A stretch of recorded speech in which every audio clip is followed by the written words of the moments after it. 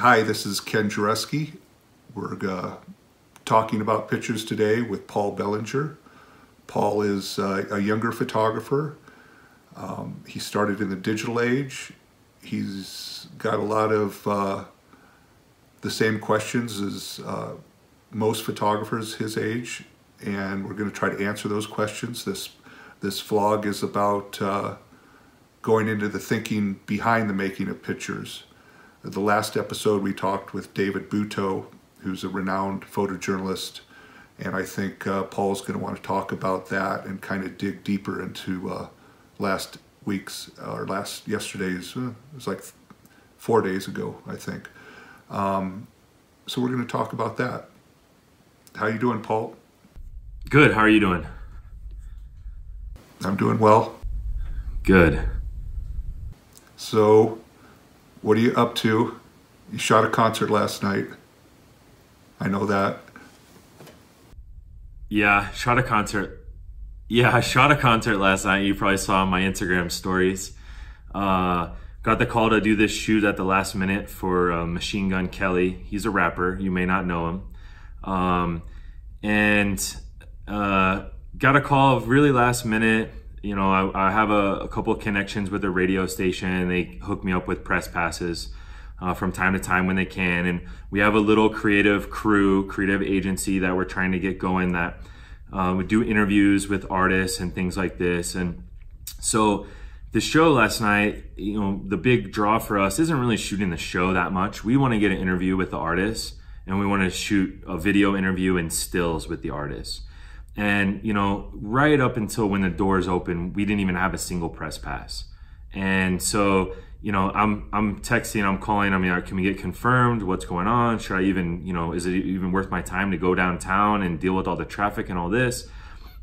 And of course, you know me, my attitude is always, you know, where there's a will, there's a way. So I'm going to try to weasel my way in there and get whatever I can get. So right at the last minute, they give us one press pass. So my producer gives it to me and says, you know, go to town. And the whole time we're just trying to get this interview, and we're texting, calling, trying to talk to people and everything. And they're just dangling it in front of us. And ultimately, you know, they said, okay, we can do an interview, but it's going to have to be after the show. So that was a red flag for me because I know the artist is going to be tired after the show. And then secondly, they said, maybe we can get stills, maybe we can do video, but probably it'll just be audio only, which that really doesn't help us at all because we're basically making like a visual channel. So it kind of relates to something that you and David were talking about last week when you were talking about making this picture of Bob Dylan on Elvis's grave, and this whole idea of like, when do you decide that you can just go ahead and burn the bridge and just do whatever you want? So they told us we can only shoot, you know, first 5 songs. And then after that, well, we would have to wait around after the show and maybe we would get an interview. So this dangling of this interview is kind of what kept me on my P's and Q's of not trying to shoot any extra songs, not trying to shoot anything backstage, not, you know. And so I was kind of trying to weigh the options of if we don't have that interview and there's no risk of sort of burning the bridge, I could make a nice picture of this guy walking through this gritty hallway after the show. He's got his shirt off, he's all sweaty, and I could just flash him, you know, on camera flash, gritty shot, and it would make a nice picture. But I was weighing the pros and cons. I would get one nice picture out of it, but then that would pretty much guarantee we wouldn't get the interview. And so I was kind of trying to decide, what should I do? Should I, you know, we're probably not going to get the interview anyway, is what it sounded like to me. You know, but it'd probably piss off my producers if I just went ahead and burned that bridge anyway. So it kind of relates back to that whole story that, you know, you said that you didn't want to piss off that Bob Dylan's agent man. And so I just wanted to kind of bring that conversation back up and think about what would you do differently in that situation today? Well, I was willing to piss off the agent man if the image would have been worth it. It was terrible light, it was high noon, it's at a grave site, and so one, the light's not good, so it just becomes a picture of record.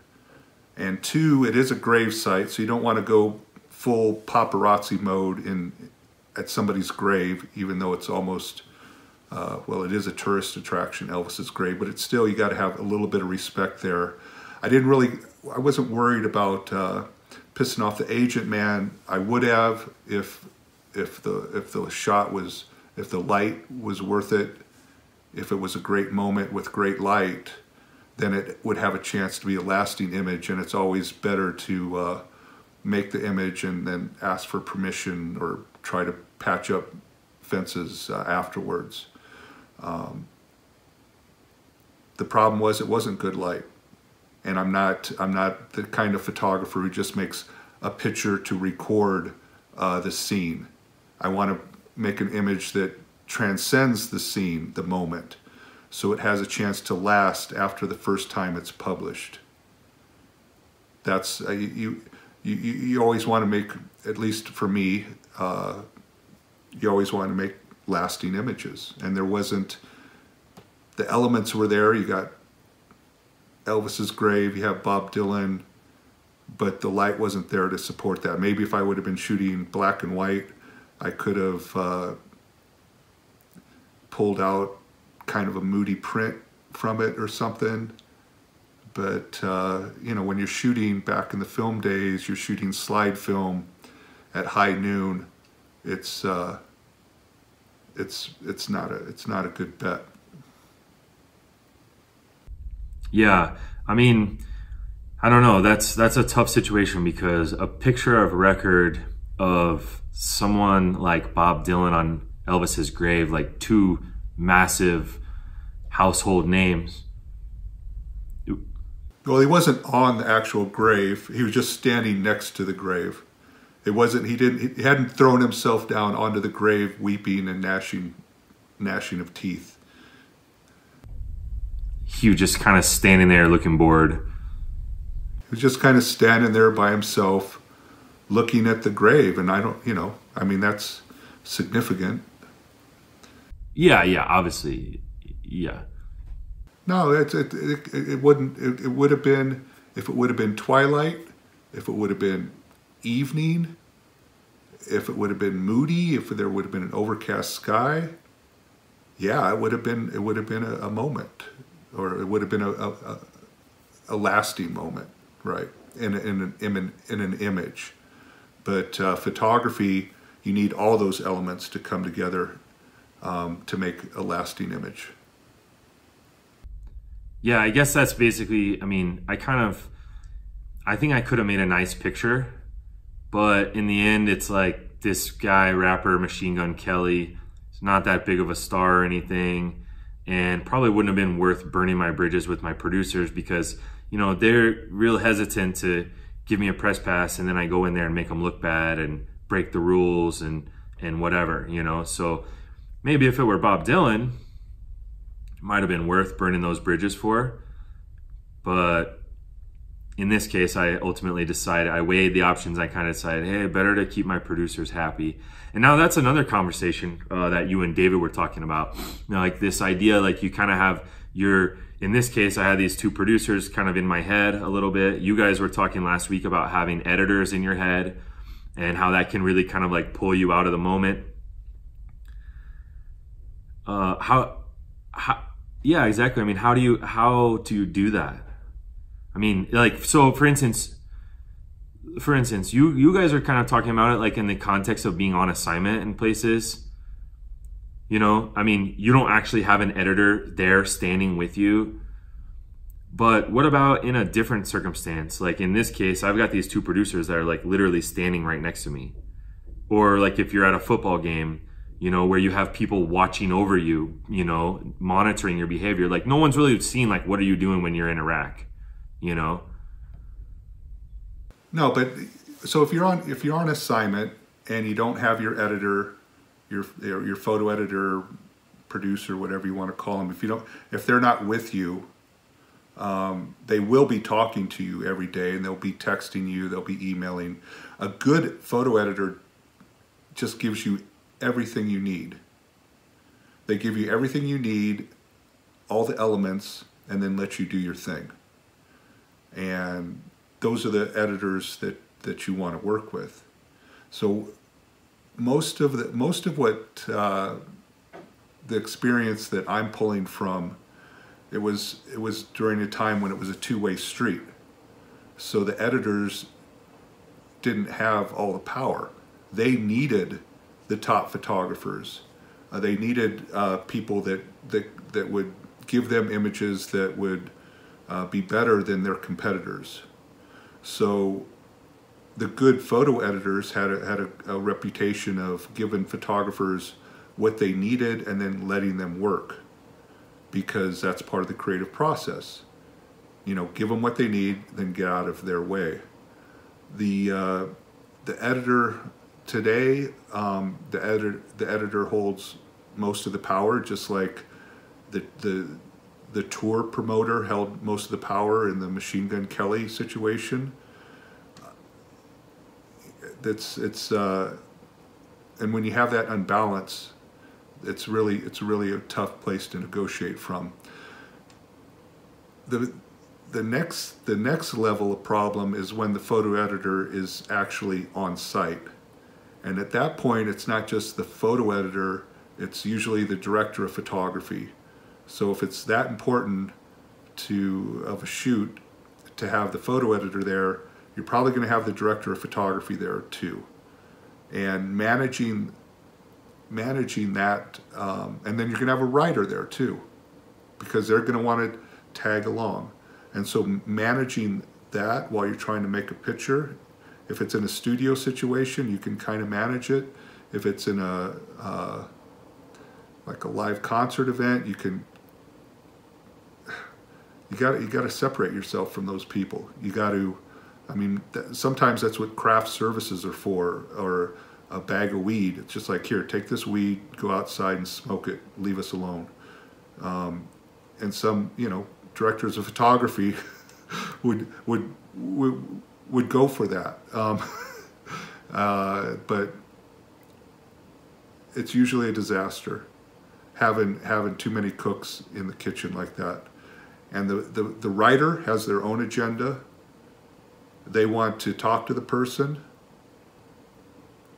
which is really unfair, because you're trying to make a connection between the subject and the photographer. As a photographer, you need that person's attention. It's not like the Playboy interview with whoever, Harrison Ford. And so those 3 images that Playboy used to, they were kind of environmental type of portraits where they were taken during the interview, and it reflected that, and it was a style, and it worked very well in that format.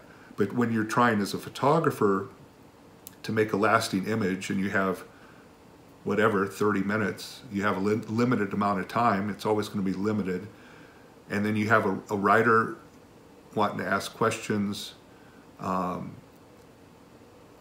you have all these eyes, and then you're tethered these days to your camera, and so all these eyes are looking in real time as you're shooting. It can be a real problem. With me, during the film era, if an editor asked me how the shoot go, I'd always say okay. I never say it went bad. I never said it went great.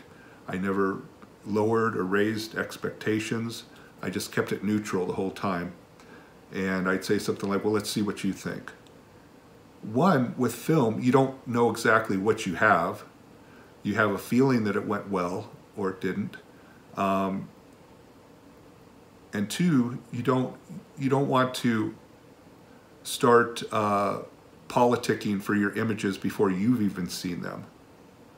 So if I would have said to an editor, oh, I made this great picture of Madonna during like the encore and it was raining outside, they might overlook a great picture that was made earlier in the take and go straight to that last 2 or 3 rolls. So you didn't want to plant any seeds. Maybe afterwards you could politic for an image, like this is my favorite image, but you didn't want to do that beforehand. And that's kind of, that's crossing a line with the editor that you don't want to, I didn't normally cross. I want them to have their selects. Now it's a collaboration. So when I'm shooting, I'm up on the high wire. I'm the flying Walinda on the high wire going over Times Square. and I need their support. I need everything they can give me. Once they have my film or my digital images, once they have my take, and they have to go into the room with their bosses, the managing editor, the director of photography, now they're on the high wire. If I've done my job, I'm spotting them when they're on the high wire. If they've done their job, they spotted me when I was up there. So that's the give and take, that's the collaboration. And the best editors you had that relationship with. And the ones you didn't have that relationship with, the ones that didn't respect that, you might not answer their phone call because the power was evenly distributed. It might have been a little more in the photographer's court than the photo editor's court. They needed the top photographers not only to keep their jobs in the magazine they were working for, but to beat their competitors. So competition was a good thing. So there's a division of labor there. Your expertise is in making the pictures. Their expertise is in choosing the ones that are going to work the best in the magazine. And I think, so you hit on that, but you also hit on there's so many things you just touched on that I want to go into. But another thing that you tell me all the time is that why you wouldn't want to politic for your pictures right after the fact is that you might have this emotional connection right afterwards with a particular picture. Oh, it was raining and Madonna was in the rain. It was so amazing. And there was this energy in the air and everything. And you have that emotional connection to those images, whereas the editor doesn't. And that's one of their strengths, is that they're going to look at it objectively without looking at it through that emotional lens. So you might be totally biased in the moment as to which pictures you think are best. So that would be another reason why you wouldn't want to be sort of politicking for a particular picture right after the fact when you haven't even really got time to process and think about those pictures.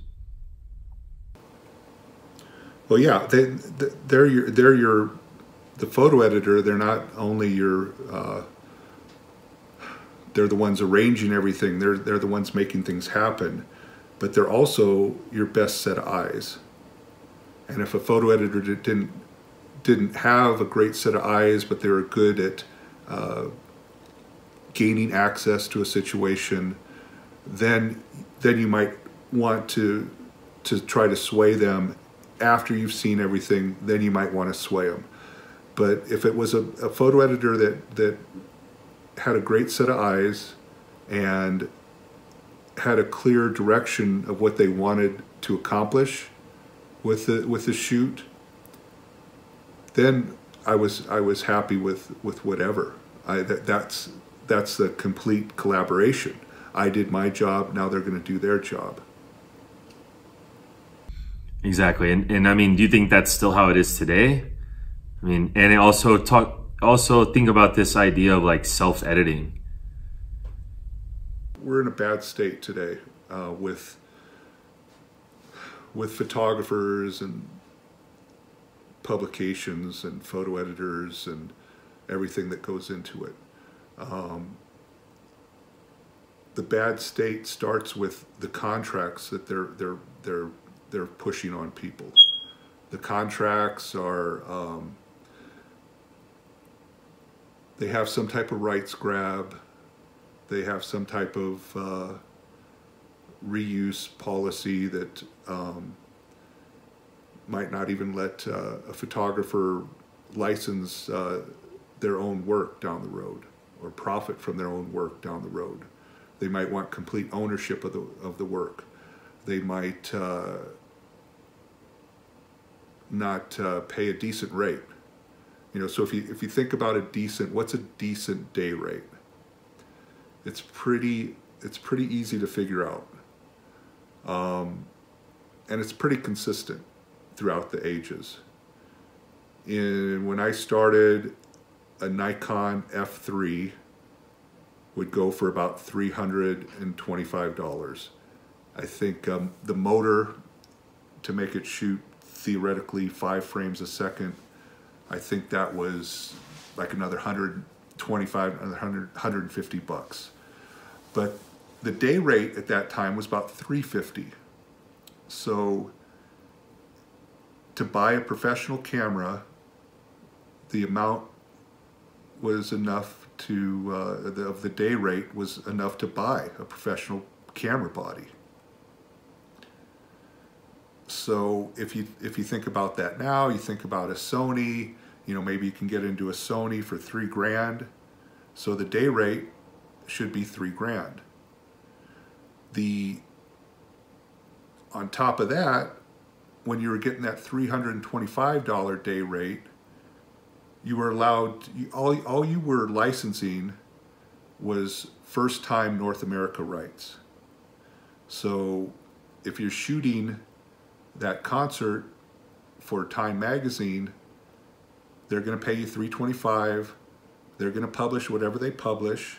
If they publish, and so if they publish a full-page image, the page rate at that time was $500. So now instead of getting $350, you're getting another $150 on top of that to match the space rate. So that full-page image in Time Magazine, you're getting $325, $350, whatever it was, and then get another space rate on top of that. The cover rate at that time was $5,000. Then, on top of all that, you could market that same take anywhere else outside of North America. So you could market in Japan, you could market in France, you could market in England, you could market in Spain, Italy, Germany. All these separate markets had just as many or almost as many publications as the US. So now your $325, your $350 day rate gets to be multiplied over 8 or 9 or 10 different markets. Now none of that exists. If you sign a contract with Time Magazine today, the day rate is not gonna be very good, and the licensing agreement is not gonna be very good, and and so that doesn't even get into the second part of your question. The second part of your question is, what's the relationship when you're shooting digital? So say you're shooting your concert, you've shot 500 frames. Yeah, you have a tendency to overshoot. So, but say, okay, let's say you shot 500 frames of an event, and you're on assignment to shoot that. Well, very rarely does a magazine want that entire take. Most photo editors don't want that entire take. They want you to edit and do the post-production on that take. So now out of those 500 images, say you're just giving them 10%, so you're giving them 50 images. You had to tone, you had to edit, so you're on your own to edit, as far as and that's never a good idea. Then you have to tone, process those images, and transmit them. So now your day rate is basically covering 3 jobs. You've been the photographer, you've been the photo editor, and now you've been the technician that's sort of processing the images and transmitting them. So they've got 3 jobs out of you for a poor day rate. You normally can't resell those images or relicense them to different markets, non-competing markets. And they want to store those images in their database forever. And the contract you signed is going to allow them to use those images forever. So say you shoot Machine Gun Kelly today, and tomorrow he goes quadruple platinum, and he's the next Kanye or whoever, Jay-Z. And now everybody wants to use those images on their cover, because now nobody can get to him. He's too big. You can't get any access. So now they want that image of you don't have even the ability to profit off of that, but Time Magazine can publish that as many times as they want, and they don't have to pay you any additional fees. I've seen contracts where they're the licensor now. They can make money off of your picture. They can sell your picture to German market or other markets, and they can sell the picture to, the recording house or whatever to put on the next album cover or whatever, and you don't see any of that. They're the ones who make that money. Yeah, everybody working under the New York Times today, they're basically working for, I think, the third largest or second largest newspaper content syndication company in the U.S. So if you're shooting for the New York Times, they can resell that image to the people they syndicate to, and they make a lot of money. They make more money on syndication fees than they do on hiring photographers. And people don't really know that. People don't really talk about that. But they're making huge bank on the licensing of images. And so we haven't even got into the concept of what that does to the photographer's eye when you don't have a photo editor going through your whole take. So those 500 images that you made, because you're so close to the images, you're so close to the situation, say you just came out of the concert, your ears are still buzzing, you're sweaty, you're editing, you're on deadline. That image, that lasting image, you might miss it.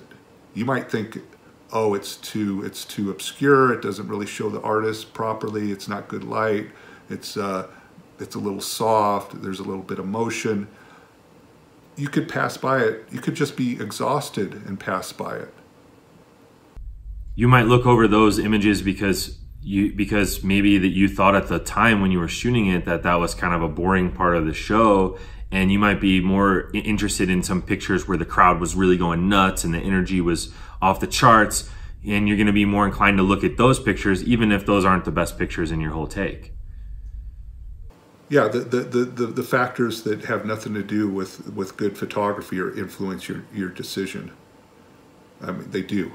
It could be if it's sports, the winning touchdown. All the editors are going to want, all the publications are going to want the winning touchdown picture. It might be a boring picture. It might not. It just might be a play that doesn't make a picture. So you're trying to get great pictures of number 2, for example, because he was the quarterback that won the game. Well, he might not have been the real focus of the game. It could have been the play of the offensive line or something the coach did or something, we don't know. But all those factors come into your brain, and you don't have a second set of eyes going through your images, your entire take. You only have that second set of eyes going through 10% of your take, if we're lucky. With something like sports, it's going to be a lot less than 10%. It might be 2 or 3%. It might be 1%. If you shoot 2,000 frames at a football game, you might have 20 good ones. Yeah, I mean, you guys mentioned, you and David last week, you mentioned that the best editors, they're invested in your career. Like you mentioned before, I mean, they have a real strong incentive for you to succeed. They rely on you. And more than that, they have a personal investment in you. They have a relationship with you. You guys said editors are like family. When you were working and with the good editors, you have that close relationship. You said editors are like family. I've never felt that. I've never had an editor that I felt a family relationship with. So without that second set of eyes, that partner, the relationship between a photographer and their photo editor, it's based on trust, it's based on professionalism. But when you let somebody look at your entire take, so they're going through everything you shot, they get to see how you think. It's really kind of unsettling if you think about it too much. If you think about the things that you've unwittingly shared with your photo editors, they know you. sometimes better than people who are a lot closer to you, because they see how your mind is working as they're going through your take.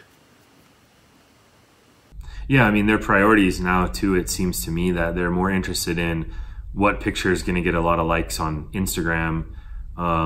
Maybe some editors have an idea of what it would be popular on Instagram, but they don't really have any understanding of what makes a good picture. What's going to make a lasting picture. The reason that doesn't really exist anymore is because the photo editors aren't really photo editors anymore. They are in charge of securing content. That's their main job.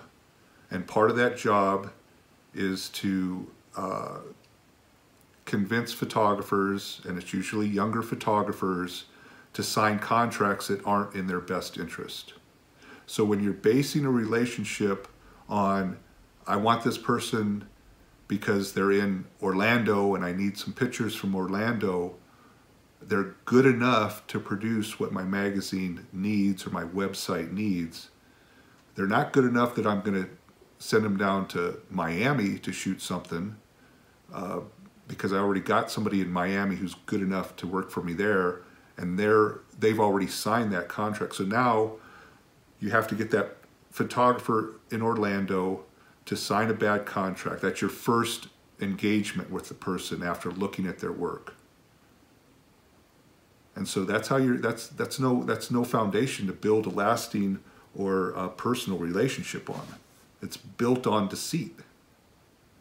Because these photo editors, the ones that are old enough, the ones that have been around long enough, they know this is not a two-way street anymore. They know they have all the power, and they know that the people that want desperately to be published they'll sign anything.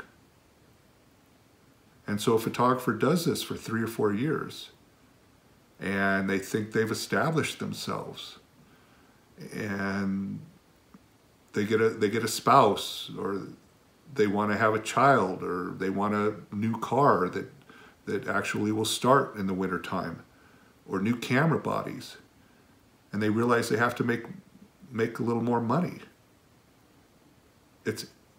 They're discarded. They're easily discarded because there's 10 people that want to be in that position. So it's an ongoing thing where the content providers are disposable, and the photo editors aren't really editing photos anymore. They're just going out and finding the next warm body to feed that content stream. And they're in the same position. They're pulling from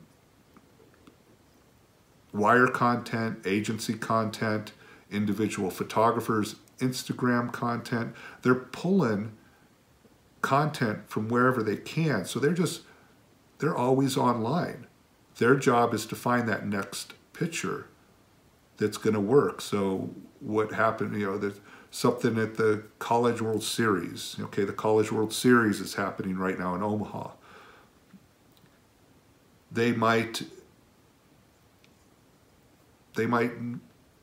pull a picture from a fan who happens to be sitting next to, I think there was a basketball player at one of the games a couple nights ago who just got drafted by the NBA.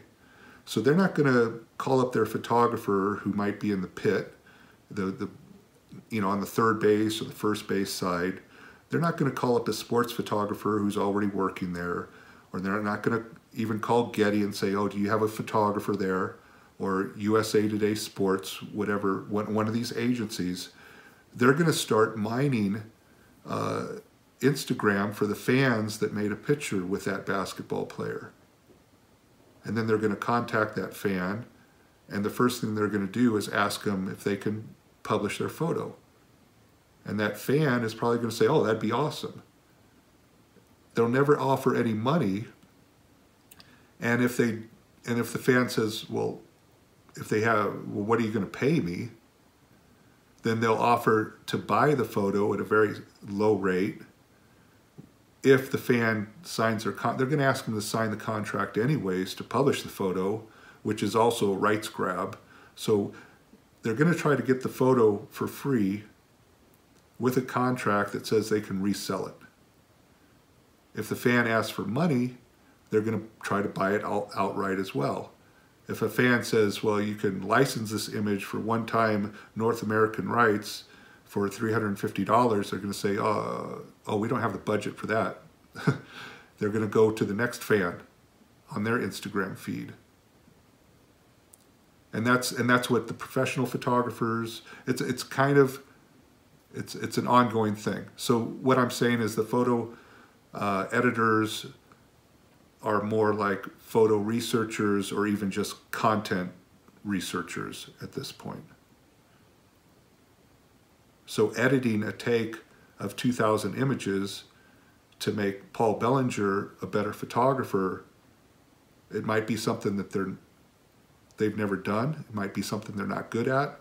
It might be a concept that's completely foreign to them. That relationship is just, in most cases, doesn't exist anymore.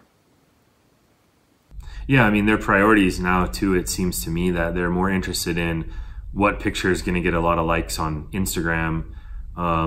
Maybe some editors have an idea of what it would be popular on Instagram, but they don't really have any understanding of what makes a good picture. What's going to make a lasting picture. It's a skill that they had to really work to learn, just like photographers themselves. And they learned from other photo editors. They learned from photographers. They learned from making mistakes, which a lot of times, one mistake and you're off the list these days. Whether you're a photo researcher or a photographer, you screw up once, you're off their list. You hesitate to sign a contract, well then you're troublesome, you're off the list. It's a one-way street, and it's not helping to get better photography in the hands of people that would like to see it today. Yeah, exactly. And I think it's also leaving photographers without much guidance. I think photographers today, they're learning from looking at Instagram, like what gets a lot of likes on Instagram. They care more about getting followers and likes than they do about making good pictures. I don't think they actually have a concept of what is a good picture. A good picture is one that gets a lot of likes, that gets me 10 followers. That's what a good picture is. That's their attitude, right? So it's a lost art. I definitely, and I think a part of that is that there are these editors, to guide them, to guide the young photographers today. What David and I kind of touched on was this idea that maybe Instagram isn't a great platform to look at images that have that ability to become lasting images, because what you're doing is you're looking for the brightest color, the simplest composition, the cutest cat. Well, yeah, things that they're not only small, but they're instantly readable. So a picture of 3 red balloons floating through a blue sky might get a lot of Instagram likes. It's easy to read, it's bright, it's kind of pretty, there's a cloud up there, it's blue, but it's not a lasting image. But then something that has a lot of more complexity to it, depth, horizontal images, they don't tend to work very well on Instagram. Well, you could use somebody like, I think we used Gil Perez when we were talking about this, or it might not even have made it into the podcast, but I think we were talking about at one point just over dinner, a Gio Perez image might not work real well on Instagram. Joseph Kudelka image might not work real good on Instagram. It's going to work good in the pages of a magazine if it's used properly. It's going to look good in a book. It's going to look good on a wall. But it might not. It might just be overlooked, and it's easy to do on Instagram. It's easy to do that online. Online is in a, if you're looking at a slideshow from the New York Times, where every image is the same size, and it's a slideshow, so there's not a layout, there's no visual hints. Yeah, there's no images next to each other to build something that's stronger of the sum of it than the sum of its parts. But there's also no visual clues to tell the reader that you need to.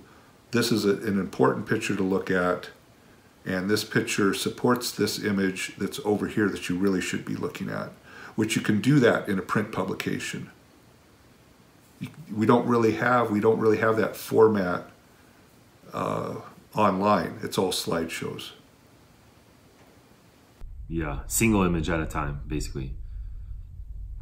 Which can work, but it's I mean, because there are certainly books where there's only a single image per page, but that's like sort of the highest level of skill required to pull that off.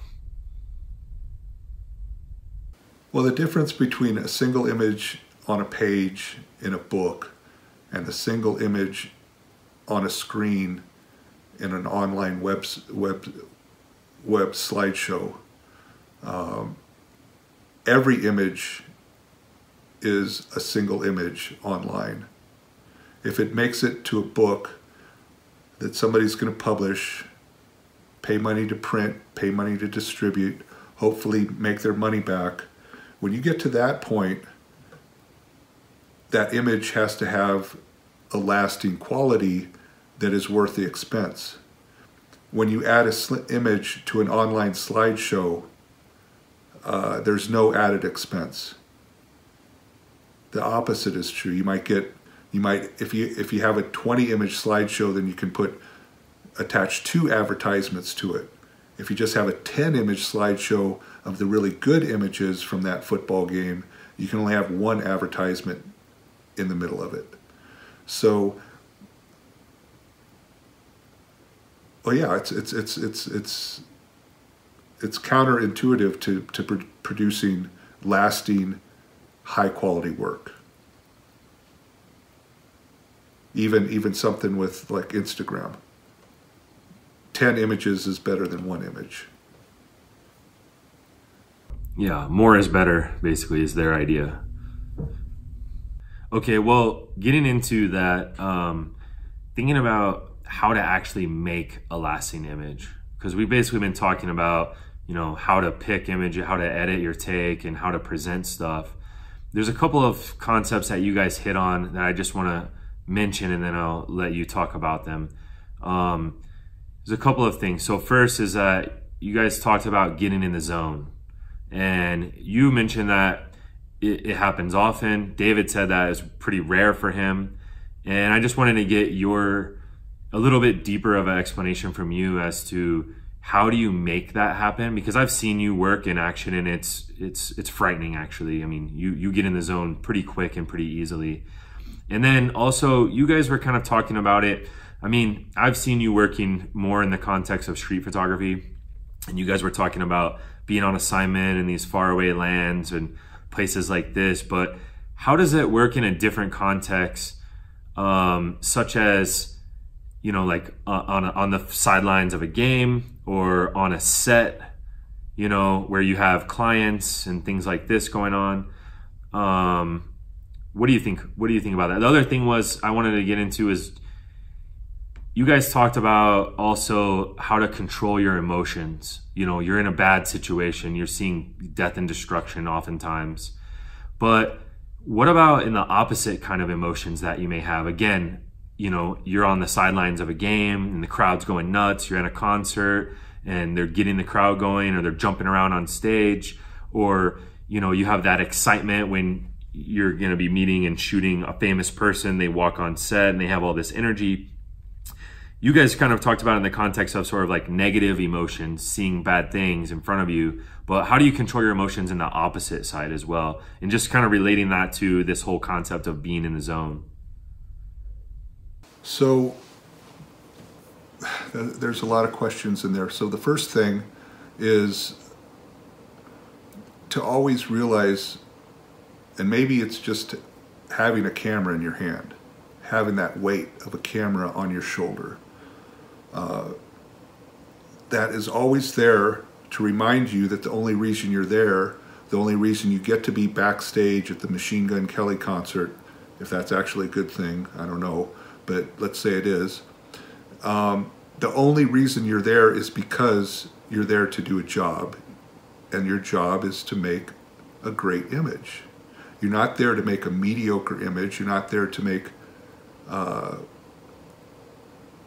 almost great image. You're there to make a great image. And to make that great image, you have to put everything else aside. You're not there to be a fan. You're not there to get an autograph. You're not there to post a selfie on Instagram of you and Machine Gun Kelly. You're there to make a picture, and that's all that matters.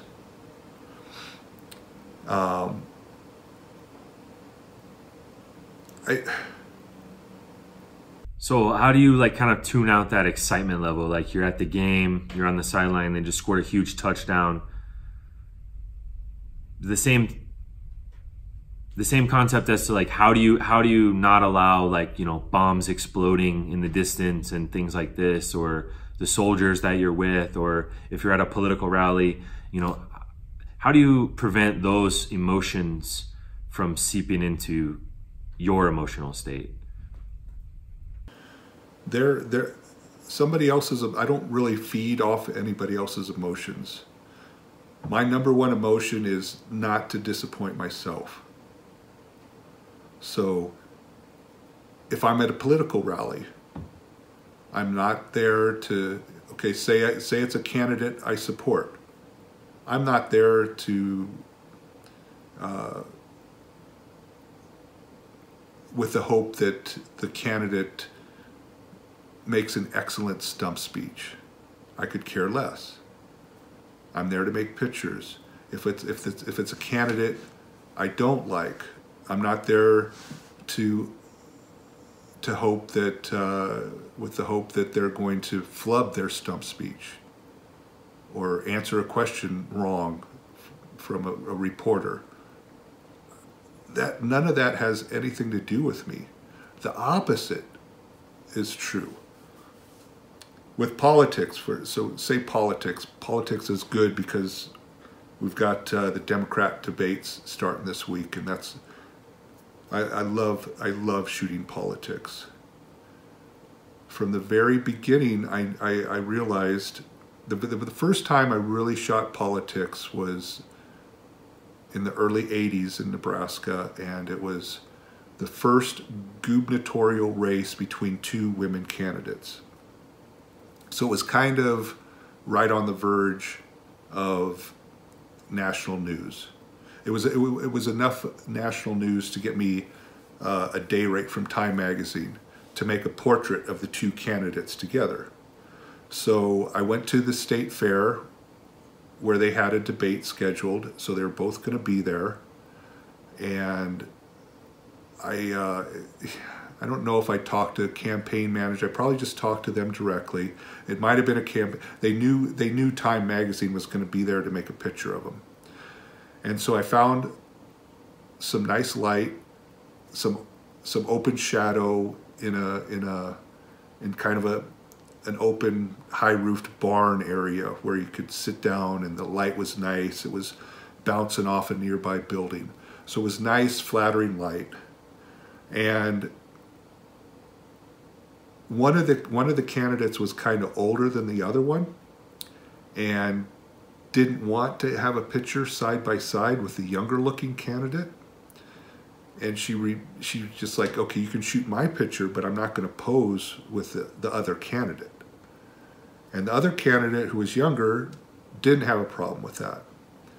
So I had to explain that I was going to shoot the picture of both of them together, or I wasn't going to shoot any picture at all. And Time Magazine would not have a picture of them, either one of them, to run. I'm not going to shoot a separate picture of both of you. And it really, really made one of the older candidate mad. And so she finally agreed to pose. And it was a very nice, very simple image of just the two of them sitting next together, formal style portrait with nice light.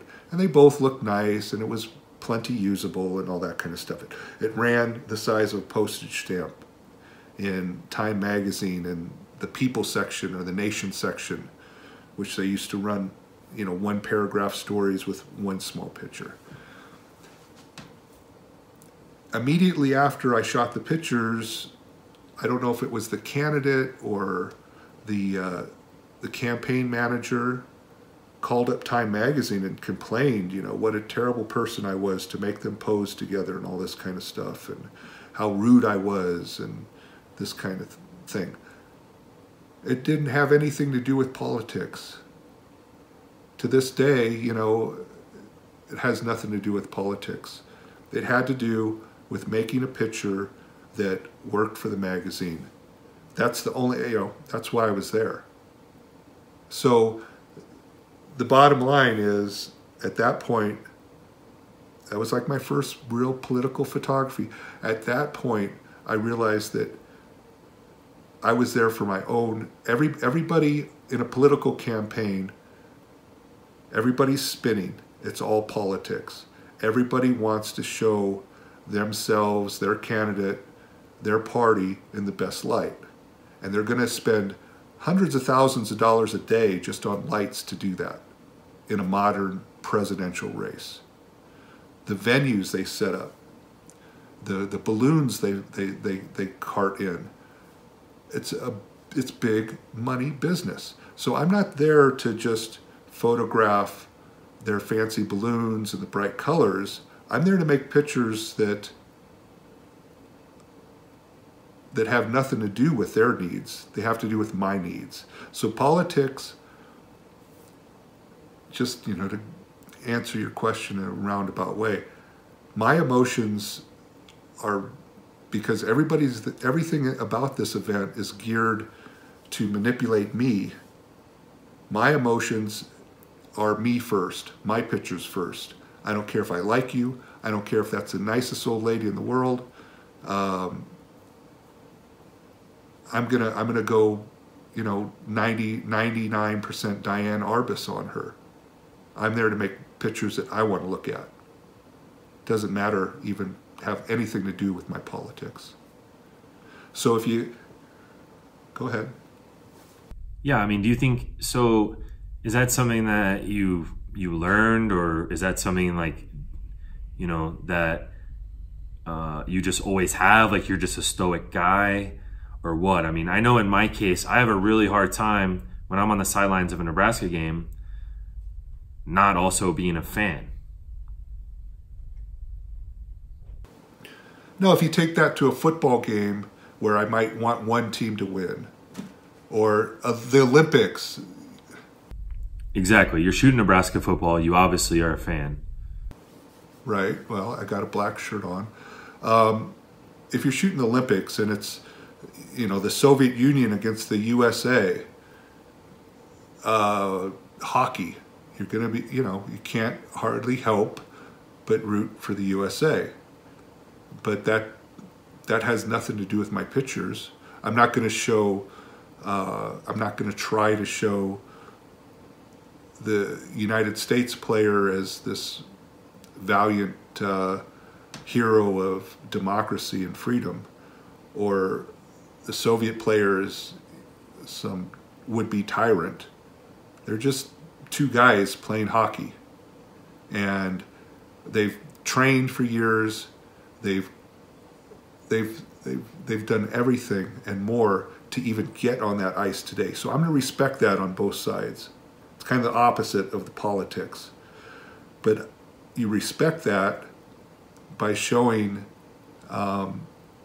their athletic effort in the most graphically eye-pleasing way. That's your job at that point. Just make great images. Yeah, I mean, do you think so? Is that something that you learned, or is that something like, you know, that you just always have? Like you're just a stoic guy, or what? I mean, I know in my case, I have a really hard time when I'm on the sidelines of a Nebraska game, not also being a fan. Right. So, you know, they might give out 100 photo credentials and at a game. So, and space is tight. So you got one of those photo credentials at this football game that, like Bob DeManny always said, 1 billion people in China could care less about. You've got one of those spots out of 100 on a tight sideline that is surrounded by 90,000 fans. They've already got 90,000 fans in the room. They don't need another one. The publication you're working for doesn't need another one. You're there to make pictures. That's your only reason, that's your only excuse to be there. And if you're a fan on the sidelines, you're taking up credential, you're taking up space that could go to a photographer who's really there to work. So your responsibility to your publication, to your craft, and yourself is to make images. I don't like, if it's a big game and I want to watch the game as a fan, I don't want to be in the stadium, I don't want to be in the sideline, I want to be at home with my big flat screen TV. That's the best place to watch. I don't want to get liquored up at the tailgate and crowd into a seat and be cramped for 4 hours when I'm used to being on the sidelines and walking where I want to walk and looking at the best view the house has to offer whenever I want to. So, yeah. Do you think that you can channel that energy in a positive way? I mean, I see people on the sideline that are just sort of like moping around, posted up in one corner of an end zone, and they don't move. You know, I tend to be the guy that's always running around, and basically I kind of have the attitude of these, I'm a huge fan. I'm a huge fan of these players. They're putting everything out there on the field. I want to be doing the same when I'm shooting. I'm not going to take a play off. I'm not going to sit in one place on my butt, you know. So, I mean, I personally, I mean, I feed off of that energy, and I really feed into that whole concept of like, I go harder. I mean, I could see if I were photographing a local high school game, or let's say a Boise State football game, I don't care as much, you know. I want to make good pictures, but there's that deeper level of emotion that I have when I'm photographing a Nebraska game that kind of, I think it motivates me to go even harder. well, that's the thing. You need to capture that same energy, whether it's a Nebraska game or a Boise State game or a high school game. Because the only way you get into that place where you can make great pictures is to go and work as hard as you possibly can. The second part of that equation is to work as smart as you can. So the photographer who's camped out in one location, and there's always that guy. There's always a lot of those guys, not just at football games, but at political rallies or news events or whatever. There's always those guys that phone it in. A few of those guys who are mixed among those guys who are phoning it in actually have an idea in the back of their head. So they might be working a single angle. Well, maybe this doesn't even happen anymore. I mean, a lot of those guys, a lot of photographers do take their position for granted. They do take that credential for granted, and they phone it in, and it's just a job to them. The good guys, the ones who, the photographers who have the potential to make a great image, they never take it for granted. They're always working as hard and as smart as they can. And that's how they become the person that always gets a credential. And when there was competition, great competition in the magazine world, those were the guys and gals with contracts to Sports Illustrated or Life magazine or what have you. So it reminds me of a story about Walter Eos. And he just, he wanted to make a picture of, this is back in the 70s, I think. And there was one USC Trojan stripe of red in the stadium. And there was only one angle to shoot that red from. And you had to use like a 604 with a 1.4 or maybe a 2x converter. So you're like 840 or 1,200 meters. And you're stuck one position. You've got the light moving across the stadium. So maybe you have, and the teams switch sides.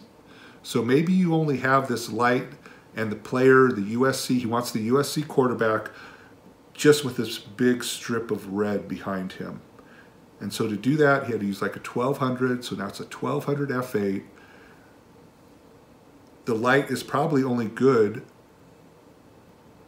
for, well, they're only coming at you for 2/4 of that game. The light might only be good for the third or the fourth quarter at the end of the day when the light's really getting good, right before it disappears. So his window of opportunity is very narrow. He's got to be in one single place, looking for one single player to be in the right spot for this one single background. Now, if you looked from the outside looking in, you'd think, geez, Walter Eos is sure being lazy today. Right. He hasn't moved all day. But so what I'm saying is some of these photographers who seem to be phoning it in might have a concept that they're really working on seriously. Most of them don't, but some of them do. So it's hard to be judgmental. Yeah. I don't want to be judgmental. I mean, I have the opposite problem. You know, I'm like a chicken with my head cut off running around, you know.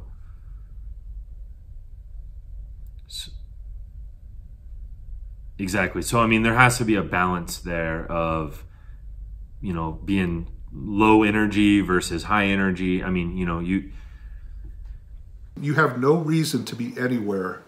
When you're working as a photographer, you have no reason. It's not about the stories.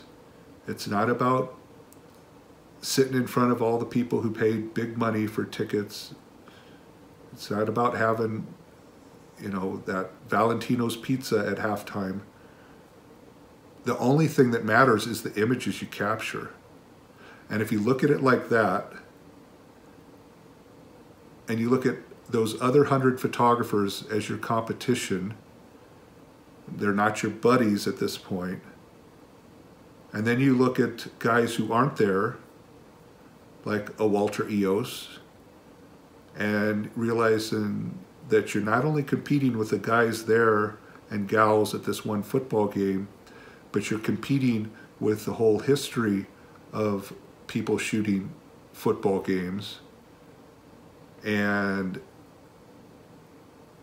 Neil Leifer isn't even there. Walter Eos isn't even there. Y.A. Tittle's not on the field to get all bloody and look dazed for you. And you don't have grass. You've got artificial turf. You don't have mud. You don't have the whole sideline to work with. You only have 30 yards on, and the end zones on, the four corners. You realize that you're competing with greatness that isn't even in the room. You're competing with that history. And that is your motivation for working as hard and as smart as you can. The publication you work for at this point, if you're shooting a football game for Sports Illustrated, I don't even know what Sports Illustrated is anymore. So besides that name recognition, you're not competing with the greats of. It's not that you haven't arrived by just getting a photo credential from Sports Illustrated.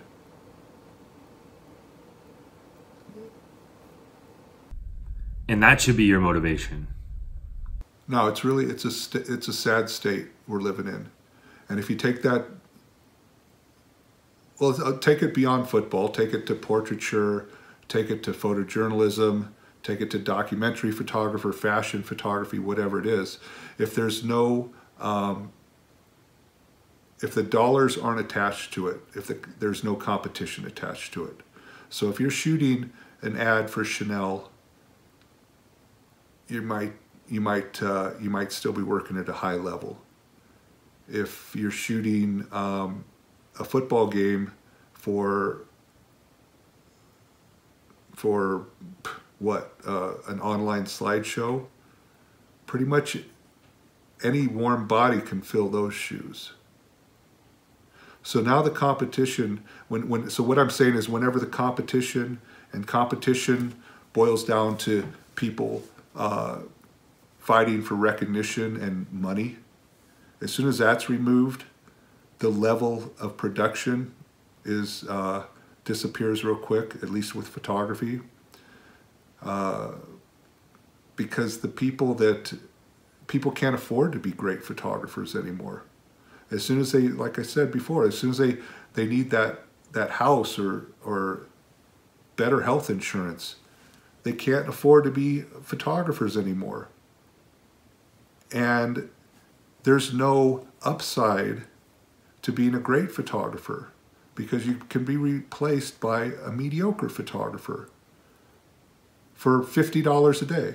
Yeah, well, you're going to make that bottom amount of money. And the problem is, the top photographer is going to make that bottom amount of money. But even to just say this is photography, it's beyond that. You're not competing with just photographers. Oh, you're a visual artist from the 20th century?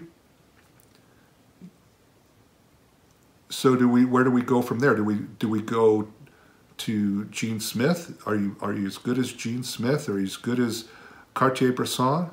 Or do we crank that up a notch? Let's look at the top 10. Well, Picasso's at number 1. You're polling at 0% right now. I don't know where Walter Eos is on that list. Is he the greatest sports photographer? Is he one of the top 5 sports photographers? He's probably one of the top 5 American sports photographers of all time. Where does that put him in the eyes of that curator at the Metropolitan Museum of Art?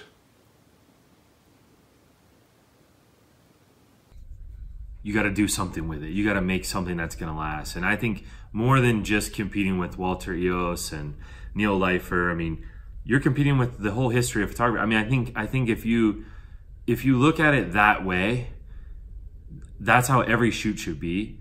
That you should be comparing yourself to the greatest in your field at all times. And I think really too often today, I mean, I can guarantee you right now, if I went around on the sideline, half the people don't know who Neil Leifer is. You know, they're competing for Instagram likes. They're competing for who can be the first one to post a picture of whatever so they can get 20 followers or whatever. So that kind of makes my other point. So if you remove money from the equation, is there ever a Michael Jordan? Is there ever a LeBron James? Is there ever a Steph Curry? No, those guys got to earn a living. So Steph becomes a dentist because he has an oral fixation. He maybe a chef. We don't know, but he's got to earn money. He's got to raise his family. And so the greatest he could be, but he's not going to be the greatest basketball player of all time if he can't support his family doing it. Yeah, that's. I mean, I guess the counter argument would be, Cartier-Bresson. He wasn't paid very much. No, he was paid very well, but this goes back to one of our earlier points. He had all the power in the negotiations. He didn't need their money; they needed his pictures. So if you got a Cartier-Bresson picture from Magnum, it would be stamped on the back that you couldn't make any changes to this image whatsoever if you published it. So you couldn't crop it, you couldn't lighten or darken it. It had so he not only did he make top dollar, but go ahead. Well, I mean, he later sold his pictures for top dollar, but I mean, when he started shooting, I mean, he was big on this whole concept of amateurism, that you weren't being paid to shoot the picture. You can look at Cartier-Bresson in a lot of different ways. He could be just an adventurist. He was a professional hunter who got sick and had to move back home to France. And so instead of hunting animals in Africa, he started hunting people with a camera. But he never had to earn money. He never had to earn money, which allowed him. And with photography, it's the amateurs who always that don't have to live up to some editorial standards. They're always the ones who are the first innovators. And so the first person, Cameron, the portrait maker, Cameron, I forget her last name right now. She was the first one to break that formal pose, the formal stiff pose that was the portrait photographers, the ones who had to make money, would be stuck doing, because that's what the market demanded.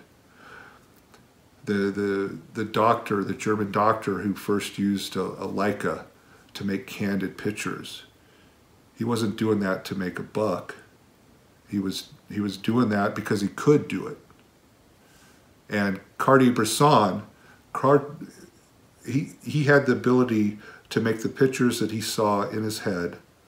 That's why I'm talking about you're shooting, with your own interests at heart, and that's what he was doing. Now, as a photojournalist, you still have responsibilities to your subject, and you have to kind of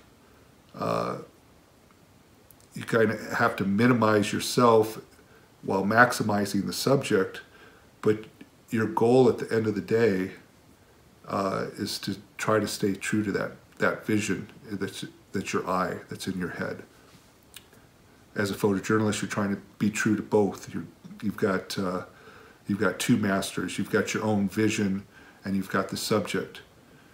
If you're a portraitist, if you're taking portraits like Avedon, everything you shoot is just another self-portrait. You're shooting for yourself.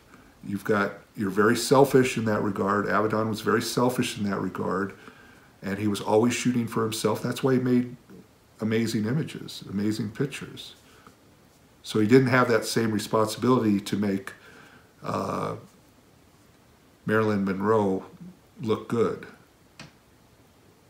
He didn't have to cotton to that sex symbol branding that she was, that everybody else did. Well, he wasn't interested in doing that. I mean, he didn't care to make them look good. But there are photographers who make a living who, you hear the models talk about Steven Meisel, and it's like, he makes me look so good. He makes me look so good, So maybe with another photographer, that is their motivation is make the person look really good. That's what they're interested in, and that's why they make a pictures a different way than Avedon. Yeah, I don't know. I mean, Meisel, he could make people look pretty bad too sometimes.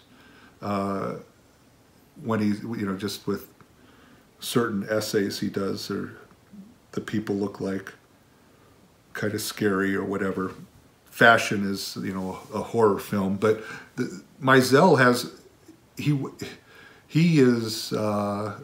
has his own goals. His goals, he's more of a fashion person than a photography person. So he'll make the models look good, he'll make the dresses look good, he'll make the hair look good.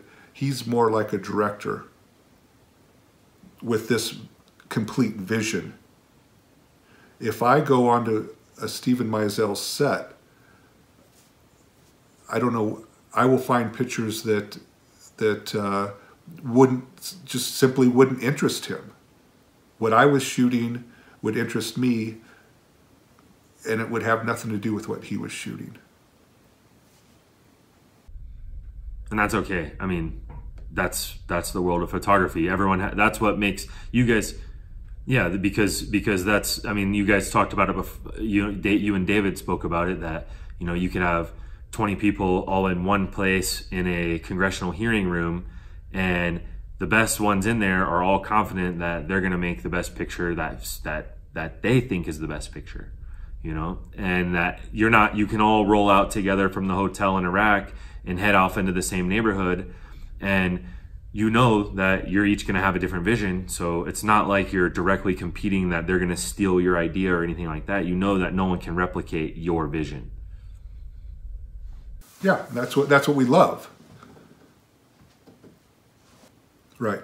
And so if you're talking about those 20 photographers in a congressional hearing, the 3 or 4 photographers that are confident that they're going to make the best image possible in that room, the things they have in common are they're not worried about what their editor says.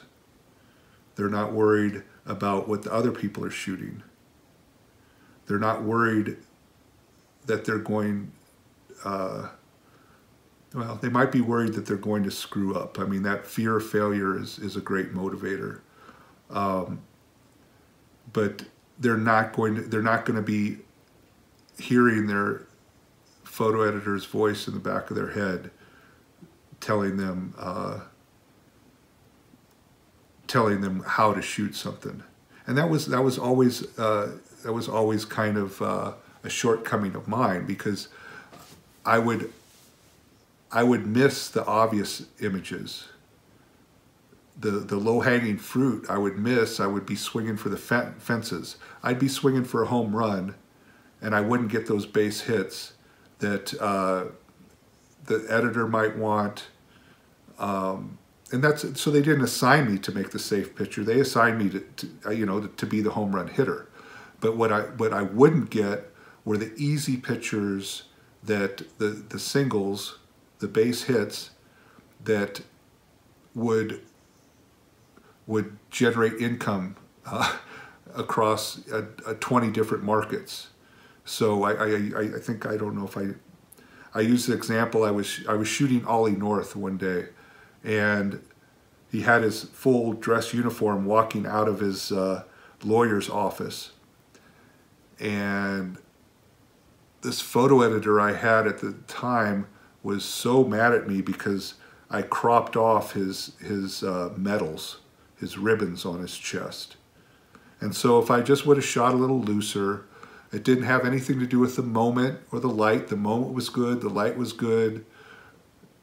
I cropped off the medals, which made the image ultimately less valuable to the publishing editorial world. That's when I would screw up. Those easy things that would have made a picture more sellable. Yeah, so we talked about that, and we talked about also like those are the kind of pictures where maybe a wire photographer would be really tuned into making that picture that way, with all the metals, and make sure to get all the metals and make sure to get the composition, you know, just right. And we kind of talked a little bit, you and David spoke about how wire pictures are getting more into magazines now. Magazines are becoming more like wires in their race to publish quickly online and this and that. What do you think in that situation, the Ollie North situation, if you had been shooting digital, do you think that digital kind of has led to this state where now wire photographers can get that shot of Ollie North with all of his medals, and they can know that they got it, and then now they can go and get the Ken Jarecke type of picture as well? Or, I mean, is that sort of a thing where, you know, you didn't want to shoot an extra 2 frames because you were shooting on film, and you wanted to make sure that you had film left in case something a truly great image appeared before your eyes? And so just talk about how maybe digital is kind of making wire photographers better, letting them take more risks than they otherwise used to be. And it's kind of hurting the magazine photographers in a way because of this race to immediacy and publishing online like same day, as opposed to making images that have to last for weeks on end. Well, I don't think the wire photographers have necessarily gotten better. I think everybody's gotten better at making a usable image. I don't think anybody's gotten better at making a great image. So the wire photographers, they don't have to choose between, you know, the wire days, they'd have to shoot black and white, then they'd have to change film to shoot color or pick up a different camera, and there were kind of 2 different processes. So it was harder, it was faster, but the magazines didn't care because the magazines were on relaxed deadlines. The wire guys were shooting for newspapers, and so there's newspaper deadlines all over the country, all over the world, all of the time. The difference is that the magazine photographers now, or even the newspaper photographers who have a fixed deadline because they're working for a single newspaper, they've all been their deadlines have been artificially cranked up. So the magazine photographer has to post almost as quickly as the newspaper photographer or the wire photographer. The newspaper photographer has to post almost as quickly as the wire photographer, because if that wire photographer's image ends up in the slideshow before the newspaper photographer's image, nobody's going to go in and swap out, even if it's a better image. If the wire photographer ends up on the front page of the newspaper, and the newspaper photographer, the actual staff photographer, doesn't get his image almost in there at the same time, she might be iced out of their own newspaper just because it ran in the first edition, and nobody's going to swap out their own photographer's image for the second edition. Once it's locked in place, it's kind of hard to knock it out. So everybody has been their deadline, their time frame has been ramped up to the wire level almost. The wire guys are a lot better at getting images out quicker because their whole world is geared to that. So they'll have dedicated phones just for transmitting images out of a hearing room or whatever. Their whole world is revolved. They'll have their captions pre-written so that they can slap a caption on there and get the image out. Most of the magazine photographers really don't do that. So once that the first images get into the system, whether that's a newspaper or a magazine or a blog, the later images have a real hard time at knocking them out, which was exactly the opposite of where magazine photography was 20 years ago. You would save the best pictures for the magazine. Well, the magazines would want the very best images.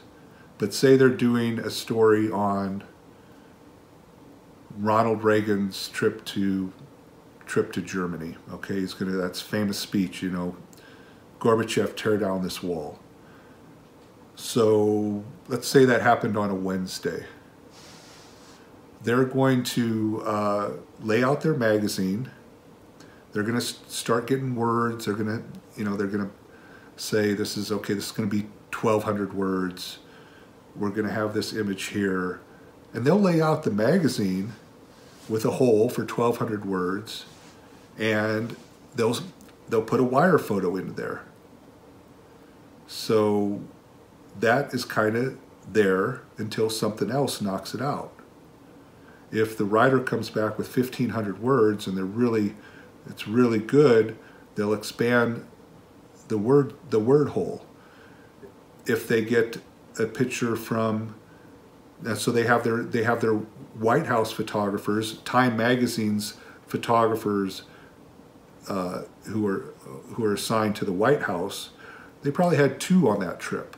So they had 1 close and 1 far away, 1 on the main riser and 1 up in the buffer. So they're not going to get their film until, say, Friday morning. So they've already got that wire photo laid out in the magazine. As soon as they get, and the magazine goes to press on Saturday morning.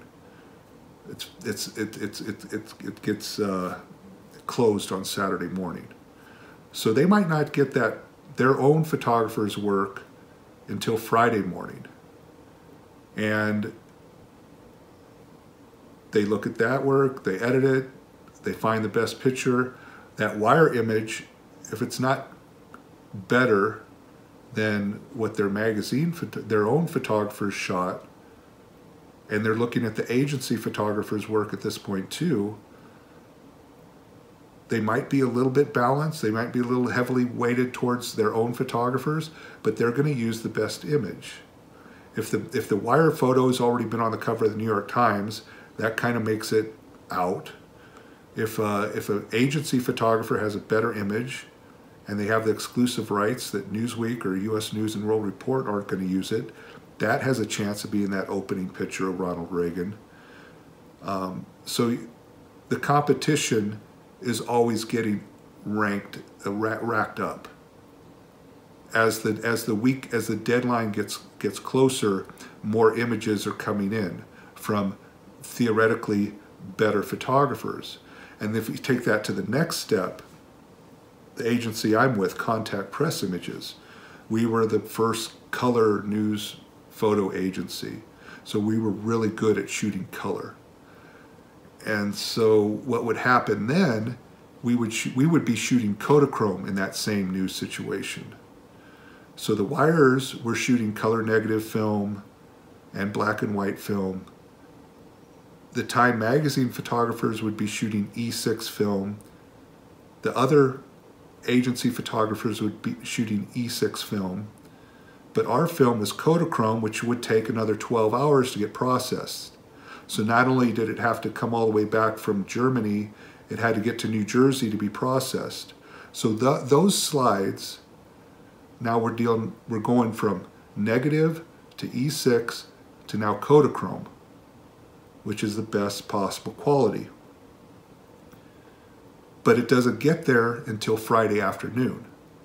So now those images have to be better than all those other images, and it might just be it might be exactly the same image, but it's shot on Kodachrome instead of E6 film, Ektachrome.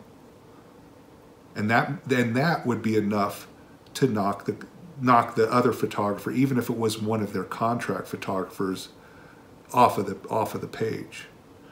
So The difference is today, the first image comes in, it's not a question of quality, it's a question of being first. And since it's completely online, there's not a difference between Kodachrome or E6 or color negative film. They're all kind of the same. Any you can make any file look good online, and it's not like you're making a physical print of it, or it has to go in a magazine. So, and newsprint doesn't really count. So now it's the opposite. The first image is the winner, where in the past the best image would be the winner.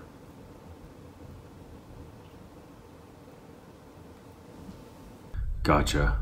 Yeah, that makes sense. I guess now with digital, especially, everything is going to be about the same quality level in terms of, image quality.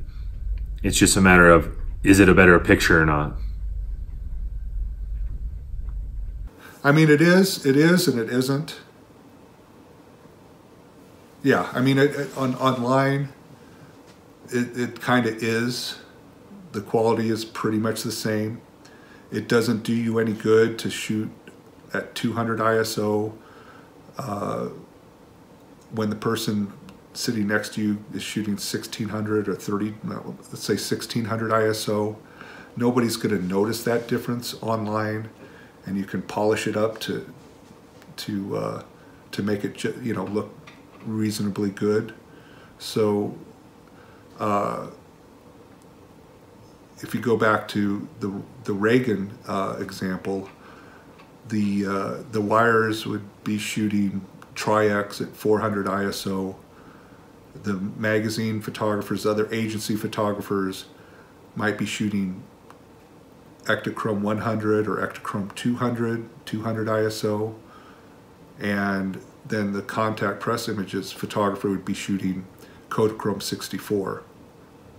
So that was a leap in quality that would show itself in print, and that was important.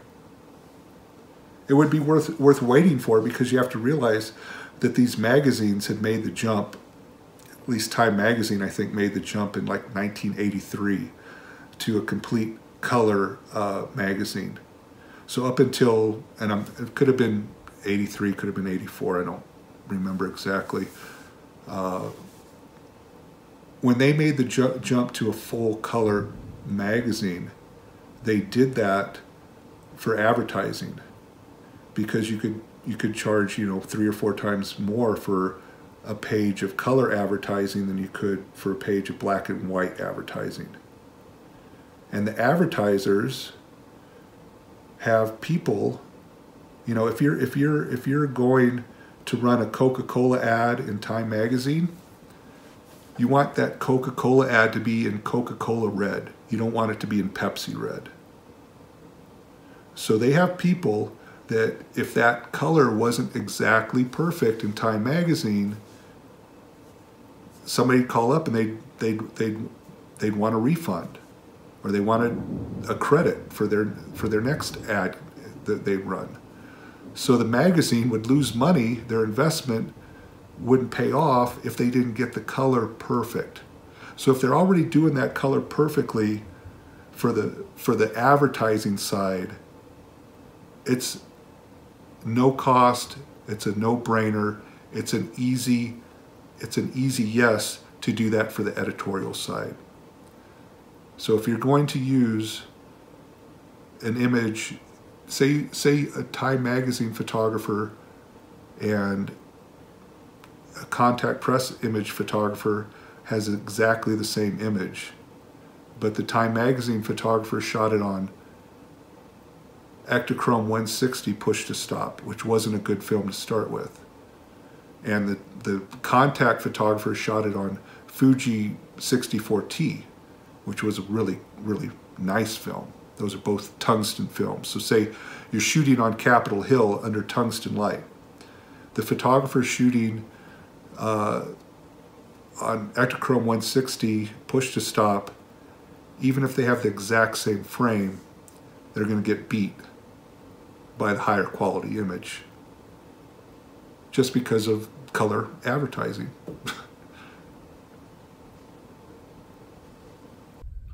That makes sense. I mean, it's kind of interesting to think that that was kind of a golden era of photography, but in a lot of ways it was dictated by advertising. I mean, it's kind of similar if you think about today. I mean, the market today is online, and that's where they're pushing the photographers to shoot for. It's no longer about shooting for print, it's about shooting for online because that's where they get paid in ads. You know, so in some ways it's come full circle. Well, then that brings that's the next question, is can you sell, and maybe you can, I don't know, can you sell a Chanel purse, you know, a $5,000 item? Do you need a print ad in something like Porter or Vogue to sell that purse? Is it a prestige thing that is worth the expense? Or can you just have Bella Hadid wear that purse to an opening and pay her a relatively bargain, you know, at that point, to, you know, 250 grand, whatever it costs for that placement on Instagram? The ad campaign is going to cost you $5 or $6 million for that same purse. Do you need them both? Is the Instagram a bargain? Can you do something as sophisticated as brand something as desirable? Can you do that on Instagram? Because once again, is it right? I don't know. That neither of us have the answer for, since we're not marketing people. Well, I mean, I think they've kind of made that decision. I think that I mean, what's the advertising in Time magazine? Is it just drug ads? Because there's there's you know, the Time magazine is comped to, you know, all the doctors' offices, all the hospitals. It's like CNN in the airport. Is it just right? Is it just, you know, ask your doctor for this? I don't know, honestly. I don't look at Time magazine, really. Do you pick up Time magazine in the doctor's office anymore, or do you just pick up your phone? I don't, you know. ESPN, the magazine, is dead. Sports Illustrated, I don't know what that is now. Like I said, you know, Sports Illustrated, this great magazine, sold for like $144 million. I mean, less than it cost to shoot one superhero movie, let alone advertise one superhero movie. That's what Sports Illustrated was worth. Time magazine was worth $195 million. So is it better to invest $200 million in Spider-Man and gross $2 billion than invest $200 million in Time magazine and work not to lose that money? All right, well, I got another question for you. Okay, you mentioned, when you and David were talking, you mentioned also today about doing things your own way, shooting for your own eye, and trying to really get the client or your editor or whoever it is out of your head, and just holding yourself to your own standards. And in today's climate, I think that would often mean turning down jobs. And so is that something that you'd be willing to do? You know, turn down jobs that don't allow you to work in your own preferred method? And one example for that would be, like, let's say, you know, Chanel comes and they want you to shoot a Chanel ad. Well, if you're gonna shoot a Chanel ad with Bella Hadid on set, you're gonna have to be tethered. You're gonna have to have multiple monitors for all the different people, all the different suits, to be looking at those monitors in real time and giving you feedback and all of that. That seems like the antithesis of the method that you would prefer. So would you take that job? Well, here's the thing. When you're talking about a Chanel ad, it's the economy of scale, right?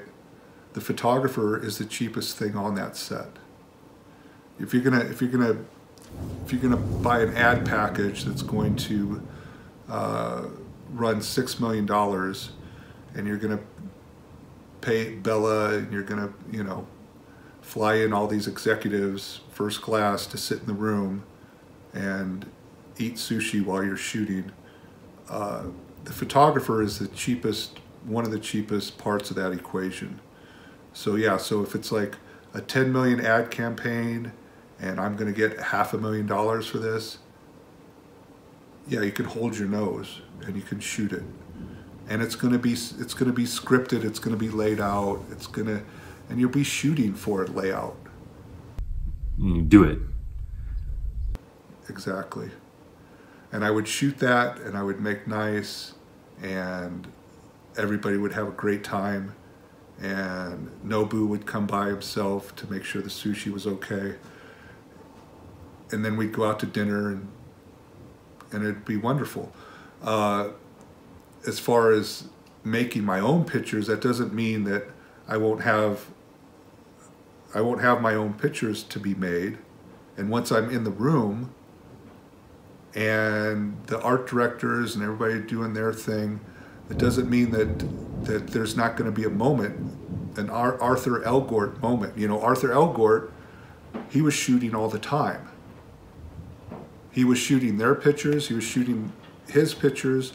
Sometimes they were one and the same, sometimes they weren't, but he was always shooting his pictures. He was shooting from...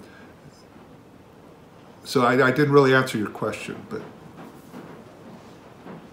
You're not shooting for your own standard at that point. You're shooting for their standard. Well, you'd always have a camera with you. So my picture might be after we wrap, and we're going to go to the Russian tea room and drink some vodka. Then I don't know, is Bella 21? I don't know if we're allowed to give her vodka. But that might be, the picture might be everybody drinking vodka and Bella having a 7-Up. I don't know.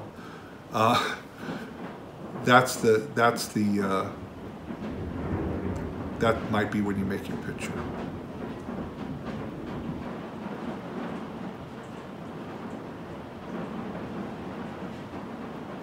So it's afternoon in Montana in the summertime, and so the thunderclouds have opened up. We've lost our connection with Paul, and that is going to be our episode for today. I think I do want to talk about this book. Maybe Paul will call us back. This is an Irving Penn book that I love, that everybody should read. And it came out, I think he had a show, and it came out at the same time. He was about 74 when this book came out. Alexander Lieberman did the introduction, so that's kind of tells you what level this is. And it's this beautifully printed book, different varnishes. I think there's different paper stock, and it's a great collection of Penn's, some of his most influential work. And what was cool about this book is when it came out, it was $100, but it almost immediately went into the bargain bins, and I don't know why that happened, but it went from $100 to like $7 or $8 immediately. I don't know what it costs today, but hopefully there's a lot of old copies floating around, because it did sell for so cheap so quickly. So we'll see. Besides that, thank you for watching, and just hope it was insightful and a little bit entertaining.